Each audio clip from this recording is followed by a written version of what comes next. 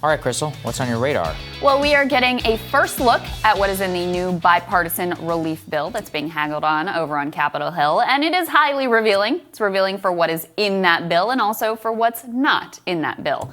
Now, you're probably already pretty aware of some of what's not in this bill. State and local aid has already been stripped out. No extension of paid leave provisions, which have benefited millions of people. Certainly no health care coverage, because why would Washington even pretend to care about health care during a pandemic? And of course, if there are direct checks, they will be far less than the $1,200 amount, which was honestly already far too low. But let's take a gander at what actually made it into this bill, shall we? For example, while plenty of important priorities for regular Americans were left out, don't mistakenly get the idea that lawmakers are not hearing the concerns about the bill and adjusting accordingly. On the contrary, these lawmakers have been extraordinarily receptive and sympathetic to the concerns of the military-industrial complex. Sometimes, folks, you really can't make this stuff up. Here is Public Citizen with some reporting on this. Unreal. Defense contractor CEOs are actually writing Congress begging for more coronavirus relief money. 40 million people in the U.S. are on the verge of eviction, and defense industry ghouls are out here trying to pad their pockets with your tax dollars. And guess what? Just like that, they got their Christmas wish, ladies and gentlemen. Their stockings hung and their turkey trimmed by the corporate sellouts who appear to run this joint. Bernie's staff director revealed that it took just 3 days from their little letter to seeing their request granted. Now you tell me, how does that make you feel? Really, sit with it. 1 in 5 Americans don't have enough to eat. 15 million people have lost their health insurance. I feel like a damn broken record reciting these numbers, but somehow I just can't seem to get past it. So many Americans, proud people, who maybe have been living on the edge for years, who maybe have been pushed to the brink by this crisis.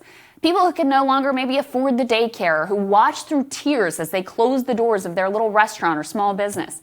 These people, millions of them, they just need a little bit of help to get through, to get back on their feet. And their cries, they go unheard and unanswered. Their requests slashed in half if they're heeded at all. But the minute some defense industry CEO send you a little letter, you jump too. It's unforgivable. And it says everything, doesn't it? About who really has power, who really gets hurt here, and how our system became so damn rigged in the first place. Now, you know the long-term fallout of this pandemic is honestly pretty hard to wrap your head around. But certainly one of the most damaging results will be the skyrocketing of mass inequality. Because our system is already so colossally screwed, any crisis always inevitably leads to the kind of predatory disaster capitalism that only widens the gap between rich and poor. So, for example, seen from the perspective of a family losing their home, the pandemic and economic fallout is a heart-wrenching catastrophe. But for the well-heeled private equity fund, it's a great investment opportunity to snap up new rental properties to be rolled up into new exotic financial products.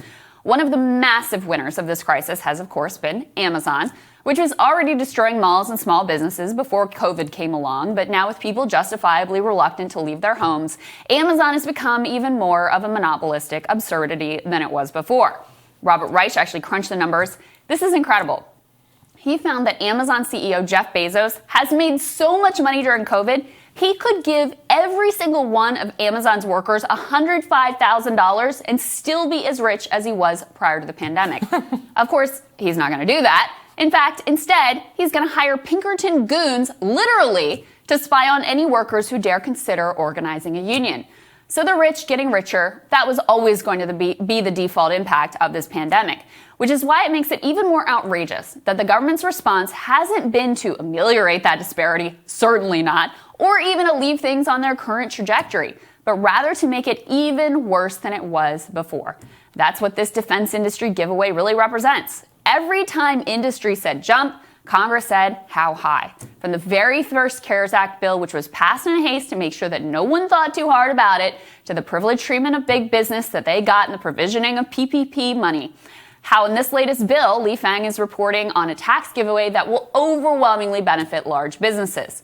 As always, it's socialism for corporate America and rugged individualism for you. Stock market hitting record highs while millions wonder if they will be evicted after Christmas. And yet somehow this pathetic bill is the best that we are allowed to hope for. What a country.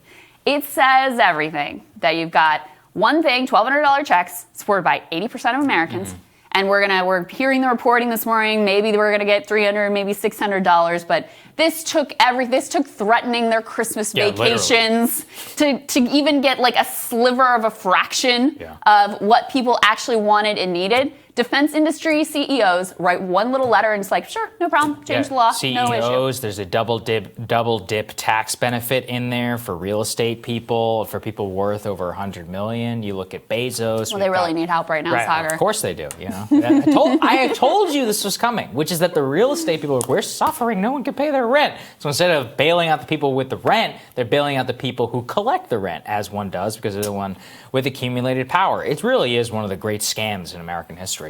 And you can see this consistently across the board. It took two people fighting with everything they possibly had, bringing their full power to bear as United States senators to get this. This is the best that they got, and they still can't kill all the crap that's within it. And yeah, you could say this is a triumph of like people coming together. I see it that way, but I also see it as an affirmation of how powerful the establishment is. Yeah. And I said this before. What do you do when you have 98 villains in the Senate?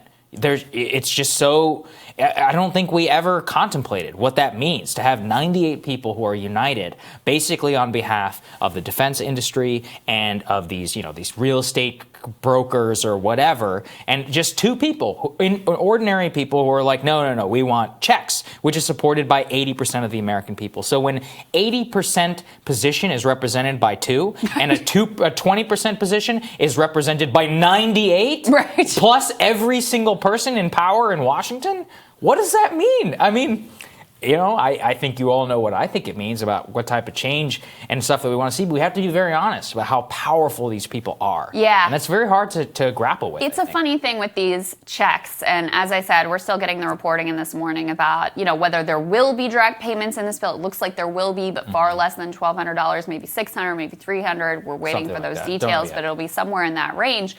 And it's like, on the one hand, yeah, I feel a sense of like glee that anything got through, because I was feeling really dim about the possibility that any sort of direct payment was going to go out.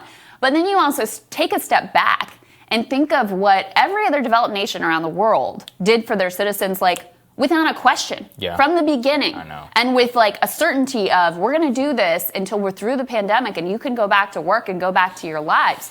Whereas our bill, the CARES Act, structured from the beginning to provide this temporary assistance so that people got, and it worked, right? The direct payment, all that was incredibly important at the beginning. The Unemployment Plus app really helped people, but then it ended. And this is what they always do here, which is they don't make it so it automatically renews. They make it so you have to go back and haggle and beg and plead to get another $300 or $600 or whatever it is. So I'm pleased that maybe we're going to get more than I thought we're going to get, but it is so pathetic how hard these people fight against ordinary Americans just getting like the bare minimum to be able to get through this. Like, I cannot imagine the way that they go to the mat to make sure that people don't get help. Like, it really blows my mind. And, like, we see it over and over again, and I shouldn't be surprised, but I just literally can't wrap my head around it. Yeah, it doesn't make any sense until you realize who they're really working for, which is themselves and the people who who think are going to get them reelected. And in many cases, they are not wrong. And the way things are structured here are largely to their benefit. And it really is a travesty. I don't want to downplay what these people have accomplished. Yes. It's a tremendous success. But again, it just shows you what you're up against whenever it comes to the opposition. There you go. All right, Sagar, looking forward to your radar. That's next.